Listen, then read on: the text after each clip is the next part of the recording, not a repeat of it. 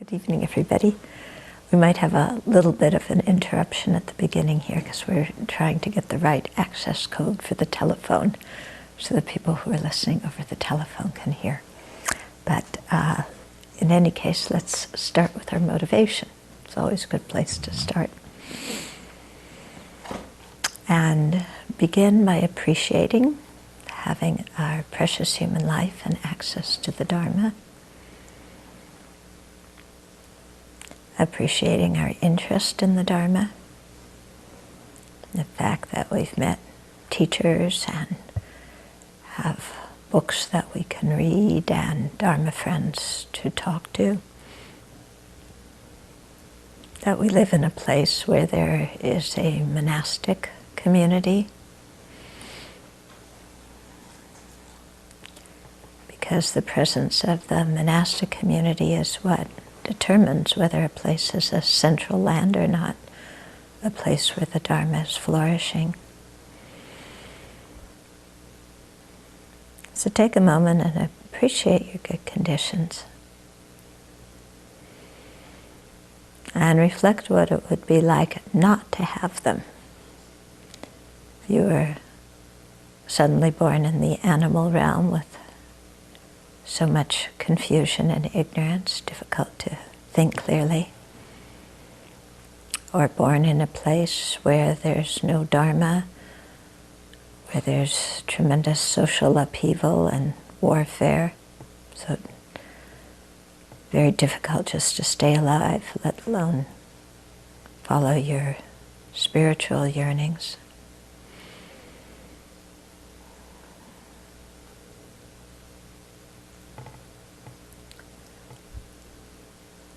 So really, appreciate our present circumstances and have a strong determination to use them wisely and not waste them away in complaining and self-pity and things like that. But to really open our hearts to other living beings, recognize that they have feelings too, just like us. And when wanting ourselves to have the joy of full enlightenment, extending that to all those other beings too. Because they're no different from us, not wanting suffering and yet wanting happiness.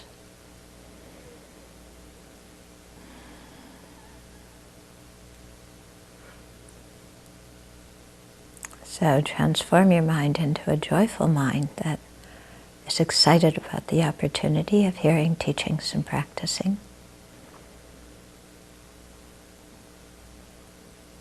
And then let's do that together.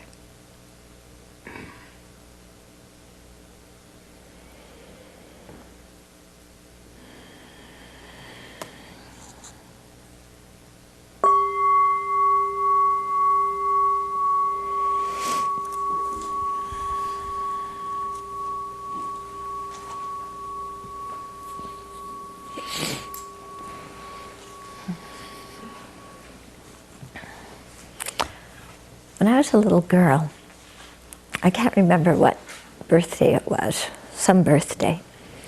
Then I had a birthday party, and at the end of the day, there was, in my room, there was a little space between the bed and the wall, and I crawled in that space between the bed and the wall and laid on the floor and cried at the end of my birthday after this wonderful birthday party with all my friends that my parents had gone to so much expense and loving care to have. And I cried. And I cried because it was going to be a whole year before I had another birthday. Okay, this is called spoiled. Yeah, but I watch how often in our lives, when we have very good opportunities, we crawl in our little space between the bed and the wall and lie on the floor and cry, because we want an even better opportunity than we already have. And because we feel life has been unfair to us, life has treated other people better than it has treated us, we have more problems than they do. Whenever I tried to complain about that, my mother would look at me. I really need to write a book about my mother's sayings. Whenever I was there, you know, just, oh, but Mom, this is so unfair, and these people have it, and I don't, I have the more problems. And she would look at me and say, what do you want, a trophy?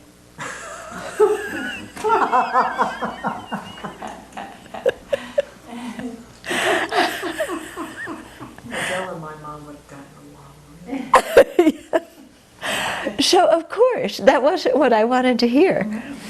But I look back now, and I just really see, you know, she read me. You know, yes, Mom, actually, I do want a trophy. Yeah, the world owes me much more than it's giving me. And I have all these problems that nobody else has, and it's not fair. And yes, if you could make a trophy about this big, you know, with one of these big, you know, things, and underneath it, it says, Cherry has suffered more than anybody else, and give it to me, and I could place it on my nightstand, then I would be happy. Yeah? So, you know, if we look sometimes about the way our self-centered mind focuses, it's like this, isn't it? It's like this, you know. My mother had me pinned. Yeah, I want a trophy for my suffering.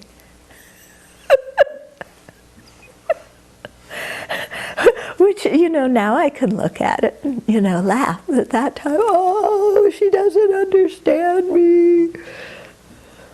Actually, she understood me very well. Yeah. She understood me very well. She wasn't going to put up with any of my nonsense. Yeah. Another one of her famous ones, when I was, you know, moping around and she said, you better stop there or I'll really give you something to cry about. Yeah. Did you heard that one too? Yeah. Okay. Okay. Yeah. Yeah. But again, you know, she's right. Yeah. And of course I'd never liked hearing those things. Yeah. But years later, you know, I can look back and say, well, yeah. You know, I'm sitting there just enveloped in myself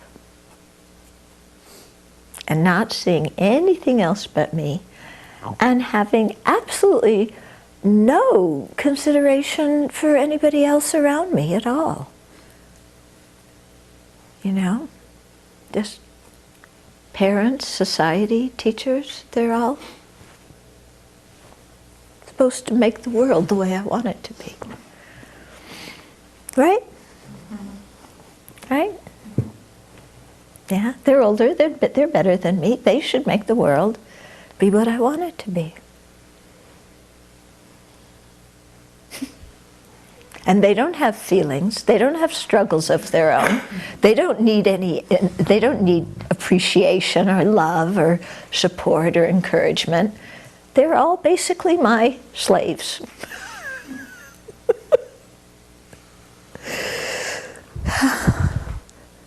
Okay, so when we say that the self-centered thought is our enemy, you know, we can see why, because this thought just makes us so miserable. And it's not that we're bad because we're self-centered. It's not a question of I'm a bad person because I'm self-centered. It's I want to be happy, and this way of thinking is making me miserable. And it's making everybody around me miserable. Yeah, and it's true, isn't it? Yeah, That's what the self-centered thought does. So that's why it's so important in thought training to recognize the self-centeredness as the enemy, recognize it's not an inherent part of who we are, and then turn and point our finger to the self-centeredness and say, you're the problem. Yeah? And I'm not going to listen to you, because every time I listen to you, you create these dramas and make me and everybody else miserable. So we have to come to that ourselves, because other people around us may kindly try and tell us that. Like I was saying, I don't like to hear that. You know, I want some pity. But, you know, the way to practice Dharma is to get over this mind that wants some pity and be able to look and see, oh, this is the cause of my problems, and I've got to be the one who solves my problems. Nobody else can solve them for me. And I can change the whole world, you know, so that everybody does what I want, and I'm still not going to be happy. Yeah, because the root of the problems is my own self-centeredness, my own ignorance. Yeah, and I'm the only one who can do something about that. So let's do something about it. And you know, every time you're unhappy, which is, you know, maybe 94%. yeah, 94% of the time. But whenever the mind is unhappy, that is because there's defilement in it. So whenever you're unhappy, instead of, you know, just, no, I'm unhappy, you know, what's happening outside or what could change to make me unhappy, to make me happy, to say, I'm unhappy. Why? There's defilement in my mind. Yeah. My mind is under the influence of afflictions. What's the affliction that's manifest in my mind right now that's making me so miserable? Yeah. And so we have to be able to do that, to look and say, what's the affliction that's coming up that's making me so miserable at this minute? Okay. So let's say when you're feeling really dissatisfied, you know, you're very dissatisfied. What's the affliction in your mind? Yeah, attachment and craving. Okay. Yeah, we have a vision of what we want something to be. It's not that. And so rather than put our mind in accord with reality, the way things are, we're dissatisfied saying, but things should be the way I want them to be. Yeah? So it's attachment supported by all sorts of unrealistic expectations. So what's the antidote to that kind of attachment? What do you think? Yeah, how do you change your mind? Well, Yeah. the one I use that seems to work the most right now is to think, if I get the thing, is it really going to do the job? And if I sit very long, even 3 minutes, and think about that, I can see it won't. Yeah. Because it's not what I'm thinking it is. Okay, so the way you do it is you think, if I were to get that thing, so my dissatisfaction isn't there, would it really do the job of making me satisfied and happy? And if you think about that for just a short amount of time, it becomes clear, no. Yeah. What do other people do? Yeah. Well, for me, I find that the thought about impermanence that I, especially what's hard for me is when good situations end. I get very dissatisfied about that and very unhappy. It's like falling from a God realm. It's very painful, actually. Yeah. Because like your joy gets cut. And I think that that's been helpful to realize that, or to think that that's natural, that things change. It's, you know, and my mind wants it to be permanent, and it expects it to be permanent. It's supposed to be this way. It's so unrealistic. Yeah. So it's the impermanence, but also in the impermanence of the good things. Okay. Yeah, so you're saying that for you, this mind comes up when something good is happening and then it ends. And your mind has a temper tantrum about it because you expect this good situation to keep going on. Yeah. And it should go on. It shouldn't end. Your little utopia. Yeah, my little utopia, and nobody challenge it. And so you find that when that kind of unhappiness is coming in the mind, then it's very important to remind yourself of impermanence and the fact that it's very natural that good things end. Yeah, and that dispels the expectation that a good thing will last forever. Yes, the distortion of permanence. Yeah. Yeah. And what about when you're really unhappy because somebody has something that you want, or you thought you were going to be the one who has it and somebody else gets it, or you thought you were going to be the only one who has it and then you have to share it with somebody else? Okay, what's the affliction in the mind then? Jealousy. Jealousy. Jealousy's painful, isn't it? It's really a miserable mind. So you're jealous. So what do you do then? Rejoice that the other person has this opportunity.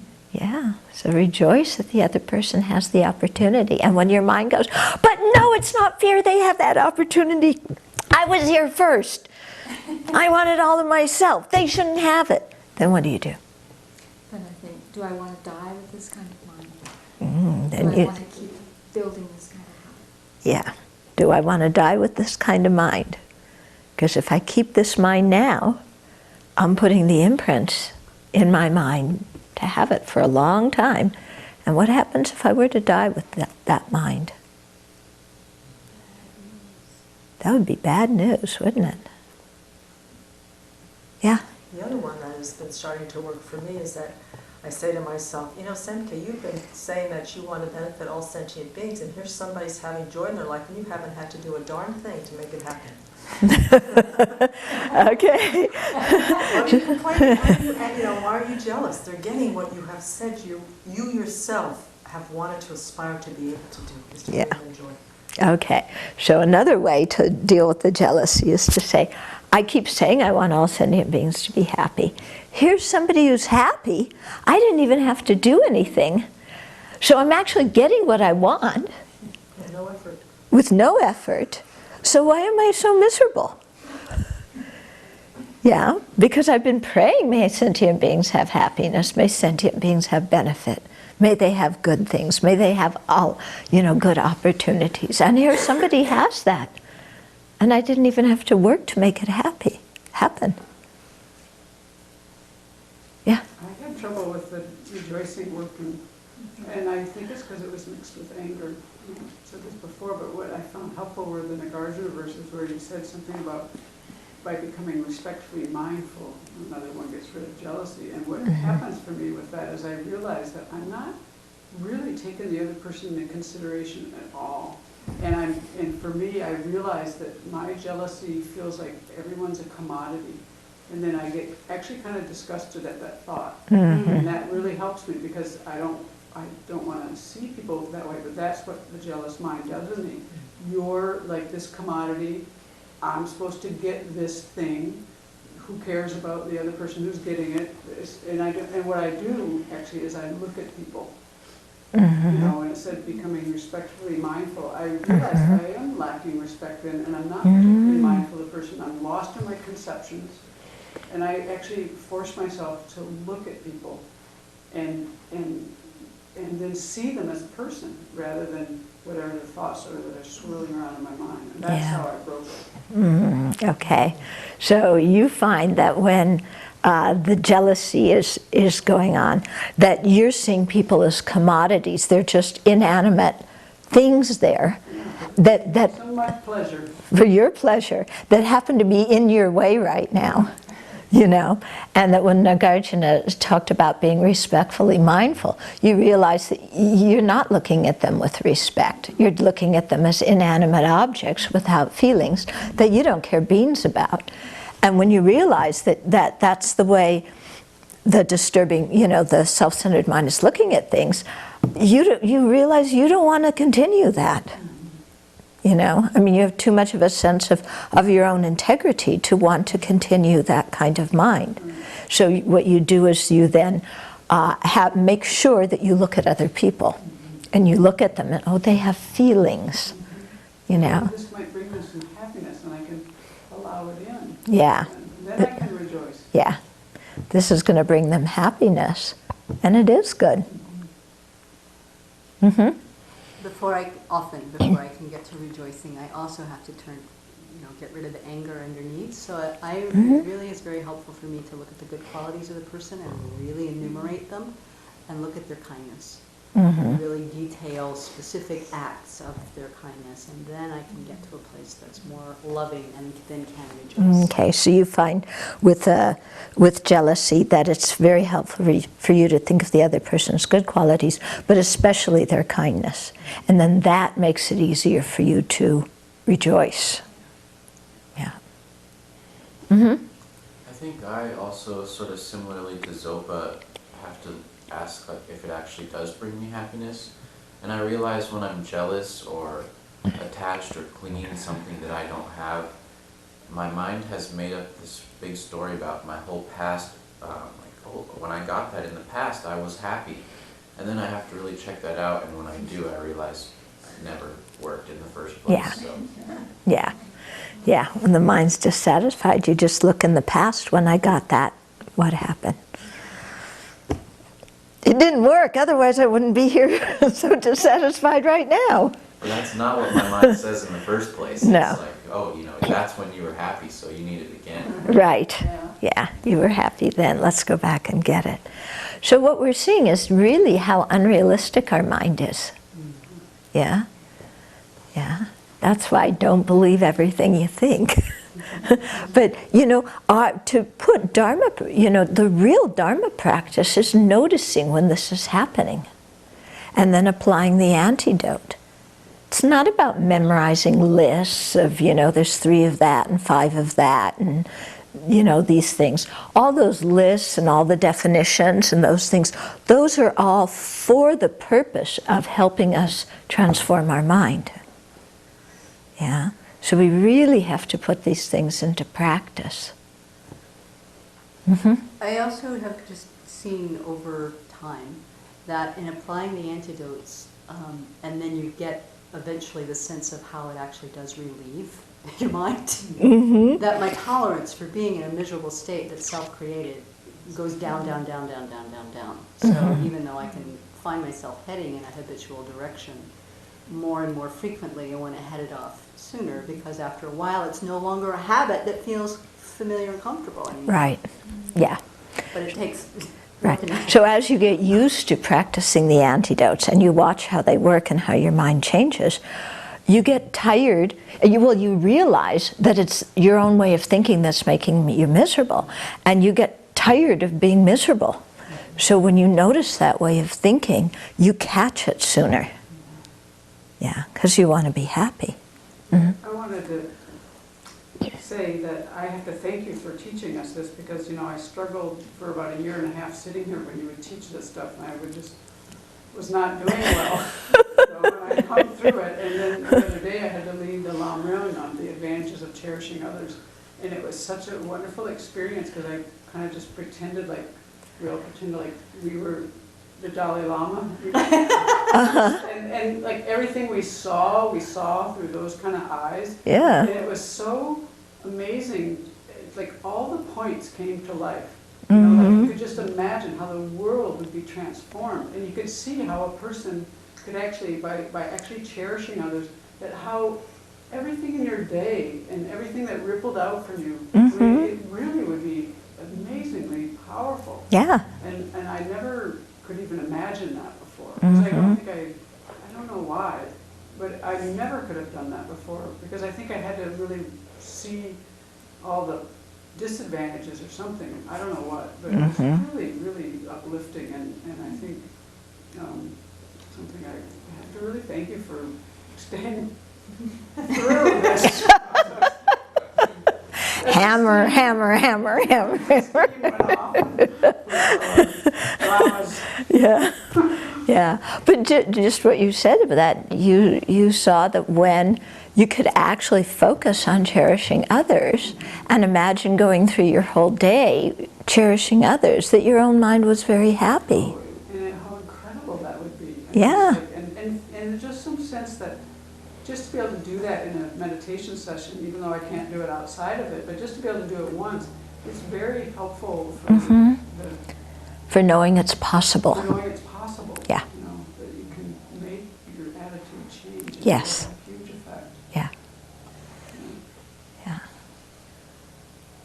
yeah. I also was going to say that something that helps is if I am able to identify and label the afflictive state I'm in, like we're doing now, like, oh, that's jealousy, that's attachment, that's anger, and then bring to mind either a time in the past when I have been jealous or a time when I have seen someone else be jealous, mostly someone else. And I say, oh, I don't want to be like that at all. This is kind of a gross feeling for me, and I've seen what it does for others. And yeah, I have to look at it from there. Yeah, yeah, very much. Whenever we see people doing things that we don't like, it's very good to say to ourselves, that's what I look like when I'm doing that. Yeah. Okay, this will be the last one, and then we're coming back in. Actually, the very first teaching I ever got from you was the Wheel of Sharp Weapons, and this is the Wheel of Sharp Weapons returning. Yes. Is the best of recognizing that whatever misery I'm experiencing is because I already created the consequence. Yeah. And it starts right there. Yeah. Yeah. Whatever misery I'm creating is coming from my own mind. Yeah. And so much the misery that we have, you know, another one of my mother's things was, this should be the worst thing that happens to you. Yeah. You know, we see what we get so unhappy and bent out of shape about, and then just think of what other people are experiencing, and may this be the worst thing that ever happens to me. Yeah. Okay, so we're going to come back to the 10th ground bodhisattvas who have developed all of what we're talking about. They've developed this in their mind. So their minds are completely transformed, and they walk around. Everybody they see with kindness. They have a mind that cherishes others. Their whole focus is, how can I be of benefit? Yeah, and they're meditating on the nature of reality, so they don't see things as so cut and dried and concrete. They see things as, you know, due to causes and conditions, arising and passing away, not as solid things under their own power. Okay, so this is the mind of the 10th Bhumi Bodhisattva. So we were talking about them before. So we're on the section right now in the 10th ground about the mode of taking fruitional rebirth on the 10th ground. So it says, having taken birth as Maheshvara, the king of the gods in the highest land, one affects the welfare of sentient beings. In this way, Nagarjuna's precious garland says, the rain of excellent doctrine falls, the bodhisattva is consecrated with light rays by the Buddha. Isn't that beautiful? They said that that bodhisattva, the 10th ground, is diffused or infused with light rays from the Buddha. Through the maturation of these qualities, the bodhisattva becomes a master of the gods of pure abode. He or she is a supreme great lord, master of the sphere of infinite wisdom. So the pure abode is the highest of the four realm gods. Yeah, and it's also, the pure abode is where lots of arhats are, you know, where beings are, you know, are becoming arhats. And the pure abode is also referring to a bodhisattva's pure land, I think, you know, where they're going to attain enlightenment. So there is a reason for calling this ground the cloud of doctrine, because just as a worldly harvest increases when the rain clouds gather in the sky and rain falls, so the clouds of doctrine, such as the retentions and meditative stabilizations, gather in the mental continuum of the 10th ground bodhisattva, which is like the sky, and the rain of doctrine falls, increasing the collection of the marvelous harvest of virtues in the continuums of trainees, and for this reason it is called cloud of doctrine. One sentence. Okay, so we got the part that just as a worldly harvest increases when the rain clouds come and the rain falls. Okay, so in this bodhisattva's mind, which is like the sky, which means it's empty of true existence, gather the clouds of the meditative stabilizations, like these different concentrations, like when we read in the Heart Sutra, the concentration of the profound illumination, these kinds of things, and then the different retentions. Retentions are different. What do I have here?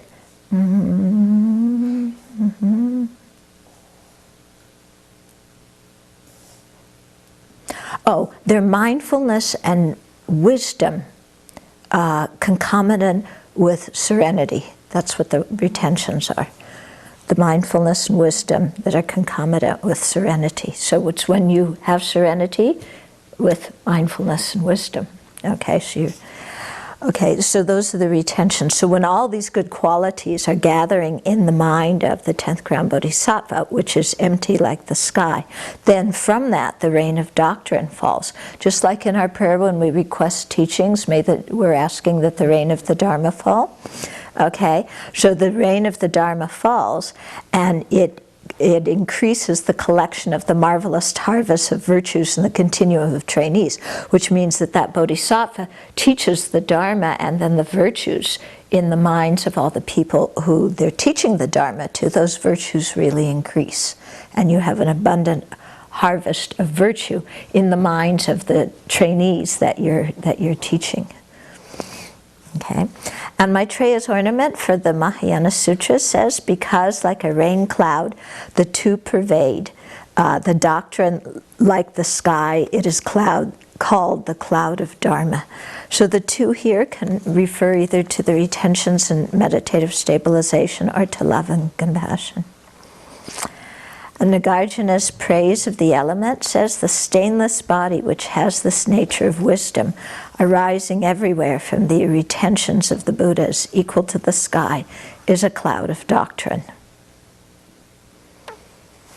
I think we need teachings on some of these verses. Yeah. Okay, so now we're on Buddhahood. We're progressing. Okay, so this explanation of the effect ground has three parts: the definitions, divisions, and the modes of actualizing the effect. So the definition of a Buddha ground, okay, is posited as a final exalted wisdom which possesses the supreme of all aspects. So it possesses all the good qualities. And they say that when you study the perfection of wisdom, there's 173 aspects, so it possesses the supreme of all of them. And the definition of a Mahayana path of no more learning is posited as a Mahayana clear realizer, which has abandoned exhaustively the two obscurations. Okay, so we'll continue on here. So a Mahayana clear realizer, so it's a realization, that has completely abandoned the two obscurations, afflictive and cognitive obscurations. Okay. Also, the two, Buddha ground and Mahayana path of no more learning, are synonymous. So is that clear? Mm-hmm. Yeah, if you're a Buddha, you're on the fifth path, the path of no more learning. It's the same thing. In brief, whatever is a Mahayana ground which has completed all the good qualities of separation from faults, such as the who's completed all the good qualities of separation from faults. I don't think this is what it's worded properly. They've completed all the separation from faults, and they have all the good qualities, such as the 10 powers, the 4 fearlessnesses, the 18 unshared qualities of a Buddha, and so forth. Okay, and all the fruitional good qualities, such as the 32 major and minor marks and so forth, is called completely radiant Buddha ground. Okay, so a Buddha, they're always talking about, abandonment and realization. So the Buddhas abandon everything that's to be abandoned, and realized all the good qualities limitlessly that are to be realized. Okay, and Nagarjuna's Precious Garland says, the ground of Buddhahood is different, being in all ways inconceivable. So for us limited beings, to think of what a Buddha's mind is like is extremely difficult. And when they study it in the monasteries, there are so many debates about it, and it's very frustrating, because you really want to understand how a Buddha sees things, and it doesn't seem right. You can't do it this way, you can't do it that way. And then you realize, well, that's because it's inconceivable to my limited mind that is dealing with the kind of gross conceptions that I have. Yeah. So don't get so frustrated when you can't understand what it's like to be a Buddha. Its boundless extent is merely said to encompass the 10 powers. Each of a Buddha's powers is immeasurable too, like the limitless number of all migrators. So the number of all migrators is limitless, the Buddha's powers are limitless. And the Buddhas also have the 32 major and 80 minor marks. Those are the marks of a great human being, which the Buddha in the in the form body has those, and the emanation body especially. The limitlessness of a Buddha's qualities is said to be like that of space, earth, water, fire, and wind in all directions. So if you go out in space, you never reach an end, do you? So a Buddha's qualities are like that. So the divisions, in general, there are many divisions of Buddha bodies, such as you can divide it into 5, 4, 3, yeah. But when these divisions are condensed, they are condensed into 2, the truth body and the form body. So the truth body is called the fulfillment of one's own purposes, and the form body, which is the fulfillment of other purposes. So the truth body is referring here to the omniscient mind of the Buddha and the empty nature of the mind of the Buddha. Both of those form the truth body, and that's called the fulfillment of one's own purposes, because that is the complete full development of yourself as a person. You can't go beyond having the truth body and the omniscient mind. Okay, so when we talk, about aims and goals and so on in Buddhism, we do have our own purposes and we do have our aims.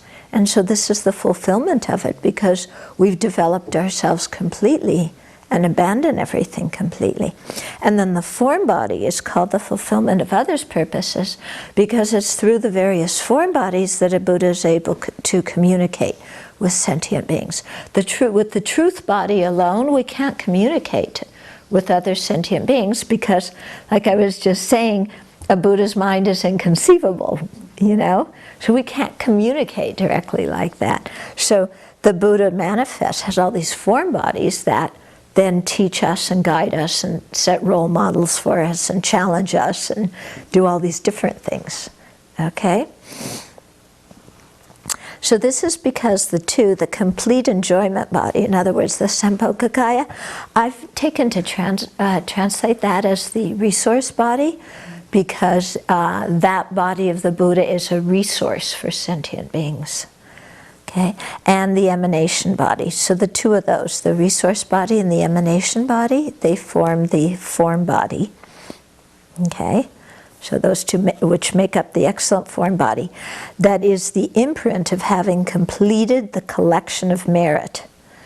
I better start at the beginning of the sentence. This is because the complete enjoyment body and the emanation body, which make up the form body, that is the imprint of having completed the 2 collections of merit, are the conventional body, which is the fulfillment of others' purposes, and the two, the nature body and wisdom truth body, which make up the excellent truth body, that is the imprint of having completed the collection of wisdom, are the ultimate body, which is the fulfillment of one's own purposes. One sentence. Okay, so the resource body and emanation body together form the form body. The form body is the result of the accumulation of merit. Okay, we talk of the two accumulations of merit and wisdom. It's the result of the accumulation of merit. And it's also the conventional body, because that's the one that appears, you know, in the world with conventional living beings and so on. And it's also the fulfillment of other purposes, because that's the different kinds of bodies through which a Buddha communicates with other living beings. Okay? And then, on the other hand, you have the nature body and the wisdom truth body, and those two together make up the excellent truth body. That is the imprint, or it's the result of having completed the collection of wisdom. Okay, so Buddha's mind and the empty nature, the Buddha's mind, which, you know, is completely purified, is the result of the collection of wisdom. And that's the ultimate body, yeah, because it's dwelling in the understanding of emptiness 24/7. And it's the fulfillment of our own purposes, because it's the completion, it's our full development as a living being. Yes? I was just wrestling with the, I thought the nature truth body, the wisdom truth body was actually conventional phenomena. It is, but it's called the wisdom truth body, because only emptiness is an ultimate phenomena. But here we're not talking about conventional ultimate phenomena. We're talking about the wisdom truth body, which is together with its own emptiness. Yeah, so that you have the ultimate truth and the ultimate mind that's perceiving the ultimate truth. Okay? Okay. So moreover, Nagarjuna's precious garland says, the form body of a Buddha arises from the collection of merit. The body of truth, in brief, O king, is born from the collection of wisdom. And then also Nagarjuna's 60 stanzas of reasoning says, by this virtue may all beings complete the collections of merit and wisdom and attain the two excellent bodies which arise from merit and wisdom. Does that verse sound familiar? Yes. Mm-hmm. Yes, we say it every day, don't we? Yeah. Yeah. So this is what it's talking about. Yeah. When you complete the collection of merit and wisdom, then the results are the form body and the truth body, respectively. And Maitreya's sublime continuum of the great vehicle says, the ultimate body, the fulfillment of one's own purpose, and the conventional body, the fulfillment of others' purposes, which depend on that. So just, again, talking about how there's two bodies here. And in such passages, the Buddha's bodies are set forth in many Mahayana scriptures and their commentaries.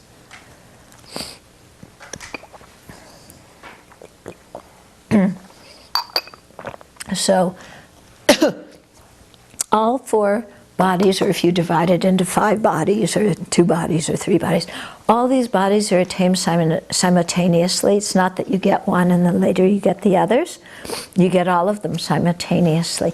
And it's happening from going from the Vajra-like stabilization at the end of the 10th ground. So it's the last moment of being a sentient being. From that Vajra-like stabilization, when you remove the subtle, small cognitive obscurations, then that liberated ground is your first moment of full awakening, the first moment of the Buddha ground. Okay, so at that moment, then you have the wisdom truth body, the omniscient mind of the Buddha. You have the nature truth body, which is the purification of the emptiness of that mind that is free from all obscurations. Okay, and if you do actually, if you take that nature truth body and divide it into two, you'll have the emptiness of the Buddha's mind and the true cessations of the Buddha's mind. So that's how you sometimes get 5 bodies. Then at the same time, you also get the form body. So you get the resource body or the Sambhogakaya, and each Buddha has one of those, and it abides in the pure abode, the pure land. And that is the body through which a Buddha teaches all the Arya Bodhisattvas. Okay, so Arya Bodhisattvas go to this Akanista pure land and receive teachings from the Buddhas there. And they're appearing in that, you know, in the form of the resource body. Okay?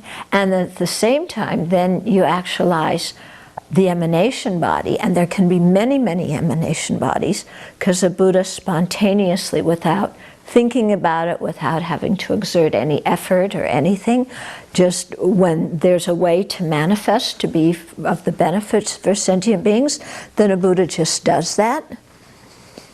Yeah, and appears in this emanation body. So among emanation bodies, you have the supreme emanation body, that's like the wheel-turning Buddhas, like Shakyamuni Buddha. You have when the Buddha manifests as artisans or, you know, different other sentient beings who are going to tame living beings. And then another kind where they can even manifest as physical objects, as blankets or bridges or whatever, for people who have created the karma to receive those things, and the Buddha can manifest as those things. Okay, so that's the emanation body of the Buddha. And that's the body that for us, you know, very, very gross, you know, limited beings, that's the one that we communicate with. And that's why we have so much devotion to Shakyamuni Buddha, because without him appearing, we wouldn't have learned the Dharma at all. You know, so it's really through the force of that emanation body, you know, and the Buddha appearing like that, and then putting up with the rest of us, that, you know, the Dharma teachings exist. And then, of course, all the people who kept the tradition alive for 26 centuries. Yeah. Okay, then the mode of actualizing the effect. Whether one is definite in the Mahayana lineage from the very beginning, or even is temporally definite in the fundamental vehicle lineage, it is definite that, in the end, entering into the Mahayana path, one must become fully purified as a Buddha. So whether you start out and enter freshly into the Mahayana path, or whether you go through the fundamental vehicle path first and become an arhat, eventually you have to enter the Mahayana path and progress through all of its paths and grounds and become a fully enlightened Buddha. Therefore, whichever of those one is, initially one settles through infinite reasonings the very subtle selflessness, having 2 aspects, the selflessness of persons and phenomena. So that's one thing that you have to really do at the beginning, is settle the view, gain the correct view of emptiness. Then one practices the Mahayana paths completely without separating from the branches of familiarizing with just that view, whereby one progresses serially over the grounds of engagement through belief and the grounds of bodhisattva superiors. So by improving your understanding of emptiness, you know, first learning it, getting a correct inference, then direct, you know, perception, and of course in there uniting it with serenity, then you go from the paths of belief, which are the path of accumulation, path of preparation, through the Arya Bodhisattva grounds to the Buddha ground. One abandons without remainder the latencies for mistaken dualistic appearance. What kind of obscuration is that, the latencies for mistaken dualistic appearance? Cognitive obscuration, okay. And you abandon that by means of the Vajra-like meditative stabilization that is the exalted wisdom at the end of the continuum of the 10 grounds. So that's what I was just talking about. Thus, in the next moment, one actualizes the truth body, which perceives directly all the limitless instances of object of knowledge, like a wet olive placed in the palm of your hand. I don't know why the olive has to be wet, and I don't know why it's an olive. But the Buddha, they say that whatever exists in the universe, the Buddha sees it as clearly as we see what's in the palm of our hand. Okay? So this is a special, and then from the Mahayana viewpoint, the Buddha sees all existent phenomena, ultimate and conventional, simultaneously, without any effort. In the Pali tradition, they say the Buddha is omniscient, but he has to turn his mind to different things to know them. It isn't always present, so there's a difference in assertions there. Okay, so this, seeing all these limitless objects, is done with the wisdom truth body, and the suchness, which is the reality of the exalted mind possessing the two purities, having become of one taste, like water placed in water. Okay, so the mind possessing the two purities, when the mind has the two purities, the natural purity, which is the emptiness of inherent existence, and then what they call the adventitious purity, which is the true cessation, the cessations of all the defilements and their latencies and so on. So Buddha's mind has those two purities. It's free from true existence from the beginning, and then now it has the true cessation because it's free of all the various obscurations. And that nature body of the mind, the purity of the emptiness of the mind, is one taste, completely one nature with the wisdom truth body, because it's the nature of that wisdom truth body, which is the omniscient mind of the Buddha. And that wisdom truth body that is perceiving its own nature is like water mixed with water, in that the wisdom truth body is perceiving the nature truth body non-dualistically. Okay, so it's not like the Buddha's sitting there going, I'm perceiving my own nature. You know, the Buddha is all the time in that meditative equipoise on emptiness, and at the same time can see all the conventional phenomena as clearly as we look at what's in the palm of our hand. Okay, so when you think, why does it take so long to be a Buddha, to create the causes for Buddha? When you think of like having a mind like this is pretty exceptional. It's going to take a while. Yeah? Why do we expect that it's going to happen real, quick, cheap, and easy? Yeah? Simultaneous with actualizing that truth body, the adamantine body of mental nature of the person at the end of the continuum of the 10 grounds, which has the aspect of being adorned by the major and minor marks, becomes a complete enjoyment body, which is not different in entity from the wisdom truth body, and the continuum of which is not severed even for a moment until space is consumed.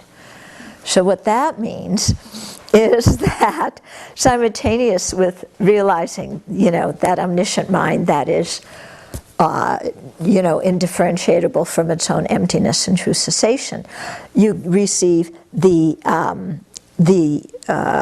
two form bodies, okay, the form body, that is in the aspect of, with the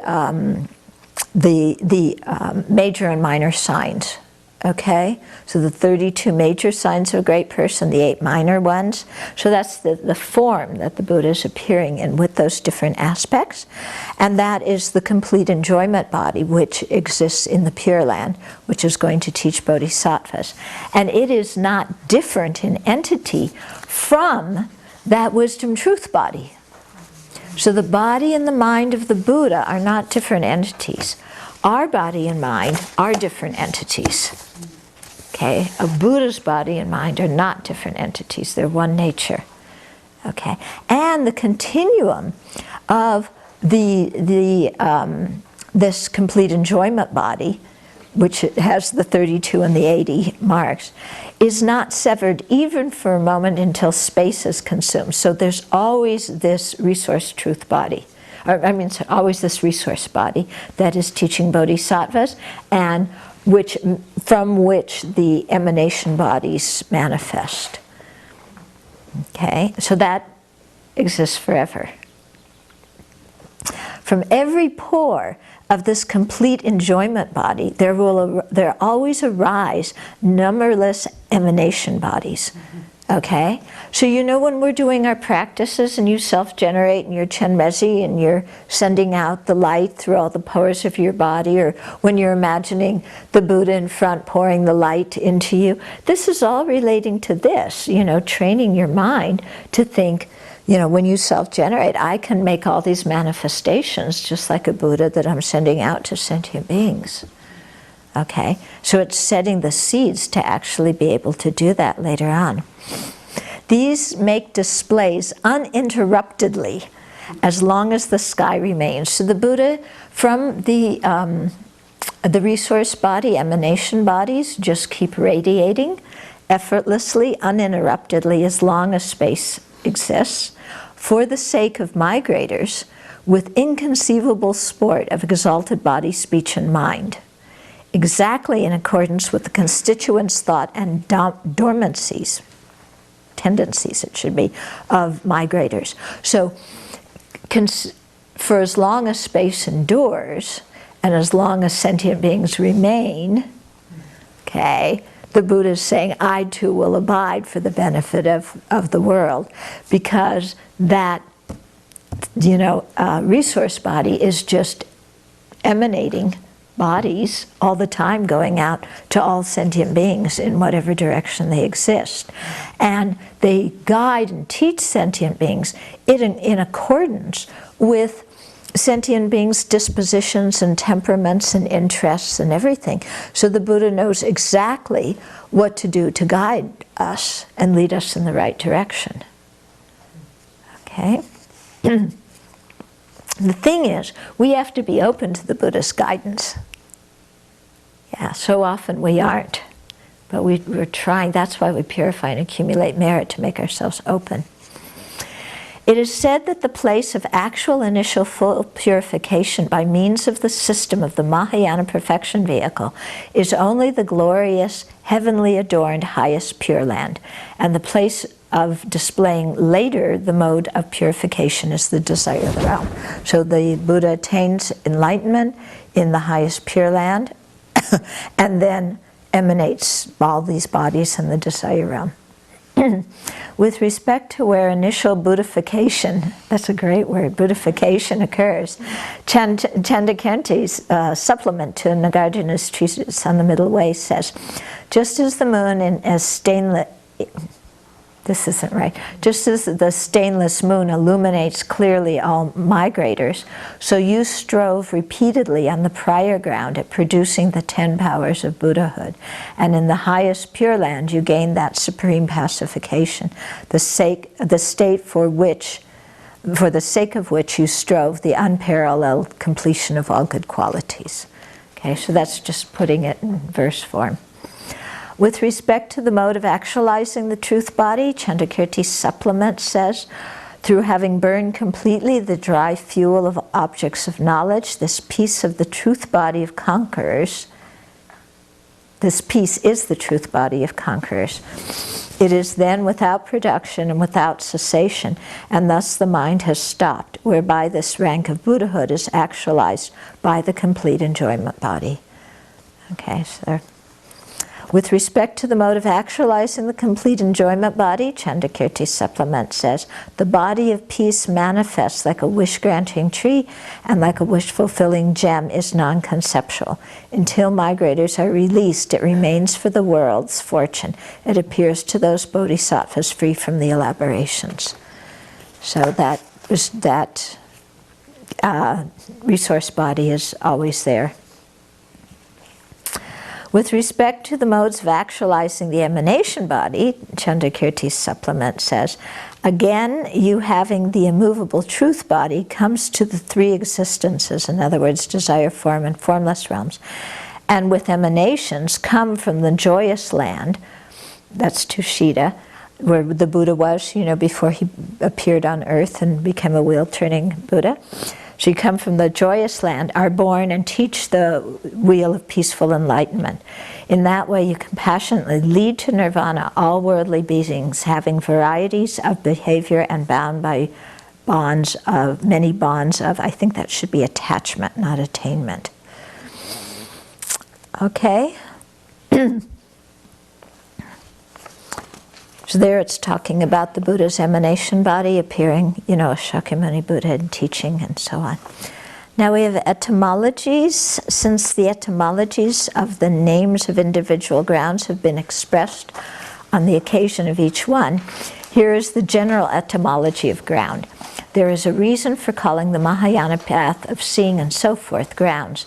This is because the Sanskrit original of ground is bhumi, and in terms of a contextual etymology, in the context of the mode of eliminating faults, a ground serves as a basis of releasing numberless sentient beings from the frights of the two obscurations, and in the context of the mode of achieving good qualities, a ground is the basis of good qualities increasing higher and higher, whereby it is called such. Okay, so what it means is that it's called ground because it's the basis of purifying, the basis of releasing numberless sentient beings from the two obscurations, and because it's the basis of developing all the good qualities. Okay, and then Maitreya's ornament for the Mahayana Sutra says, because of ascending higher in those numberless levels, and for the sake of numberless beings becoming fearless, they are called grounds. And then the concluding verse, because I want to finish tonight, so that's why we're going fast. The liberation story of the supreme white swans of Conqueror's children, who greatly moved the broad wings of method and wisdom in order to be refreshed in the lotus lake of the qualities of one thus gone, is the heartspring of all those fortunate ones wanting liberation. That the groups of right hearers and solitary realizers, wearied by the path of cyclic existence, having rested for a while in the city of thorough peace, are led to the park of the precious supreme vehicle, is the magical artifice of the leader, the captain. In the expanse of black clouds of my mind, in the midnight of the degenerate age, the flashing for a moment of the illumination of good explanation through the brief lightning streak of a virtuous mind is the expression of the ceaseless exalted activity of the conqueror. That last verse is saying, in the darkness of my samsaric mind, any virtuous thought is an expression of what the Buddha is doing. Because it's only through the Buddha's actions that we come to know even how to create a virtuous thought. Beautiful, isn't it? Okay, so then we always start at the beginning a little bit to create the cause to do it again. So this is the brief expression of the presentation of the grounds and paths of the three vehicles according to the system of the perfection vehicle, Essence of the Ocean of Profound Meaning by Losang Dayang, and was translated by Jules Levinson. And the expression of worship says, I bow down to the three, conqueror and the conqueror's children. The conqueror, the supreme Shakya, the son of propounders, the excellent regent Maitreya, the unconquered venerable protector, and Manjushri, gathering into one the wisdom of all conquerors. So those three are the three that are in the front of our meditation hall, who came to the Abbey before we even had a building. People donated those tankas and the statue before we had anything. The Buddhas came. So we're expressing our reverence and our gratitude to the Buddha. So, the next 4 Thursdays, I'm going to be in Madison, receiving teachings from Geshe Zopa. So, you guys have a quiz to go through, and then you'll go through it. You'll do what you've done on the other evenings, taking turns, and then going through the questions. So, did you print out copies? Then my son printed them out. Okay. I have those copies that you saw. Okay, and I have extra copies because I also printed them out too. Okay, and the people who are listening online, John and Jack and everybody else, please email the office, office.sravasti@gmail.com, and Zopa will send you the quiz. Or can you put it online? Were you able to do that, Katya? Put the quiz online? Okay. Well, maybe we'll get it online, but the best way is to email the office, okay? So for the next 4 Thursdays, you'll be doing this quiz and really going over this whole last section that we did. And then when I get back, what we'll do is one section from the Mind and Awareness text about 7, that's a not good term. They sometimes say 7 ways of knowing, but that's not a good translation.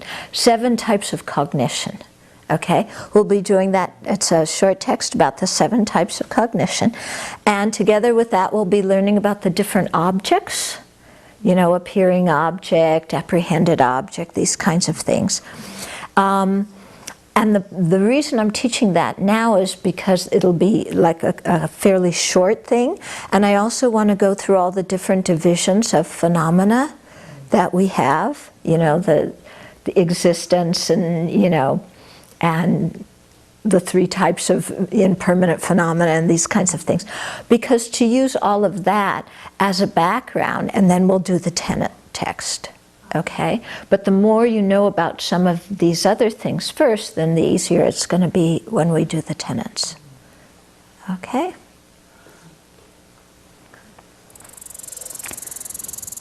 Good. So, we all managed to get through this text, even though those of you at the beginning were going, what in the world is she talking about? And you actually managed to figure out something, didn't you? And learn something and understand something. Because you persevered. We have another month to keep working on it. Yeah, good. Yeah, you had a question? So what we just discussed today, entering into this ground of Buddhahood, that's not what took place under the Bodhi tree for Shakyamuni. Your question. So there are different ways of looking at the Buddha's enlightenment. Okay? In the Pali tradition, they look at it as the Buddha, when he was born, was a bodhisattva, and then practiced very hard and went from the path of preparation all the way through to Buddhahood in that very life under the Bodhi tree. From the Mahayana perspective, they say the Buddha was already enlightened before, but appeared as an ordinary being in order to show through the example of his life what we need to do. Okay? So there's 2 different ways of looking at the Buddha. And you don't need to think of them as contradictory. Think of both of them as, because they can both inspire you in different ways. Okay? Chew on that one. Yeah. Okay. Good. Then let's dedicate.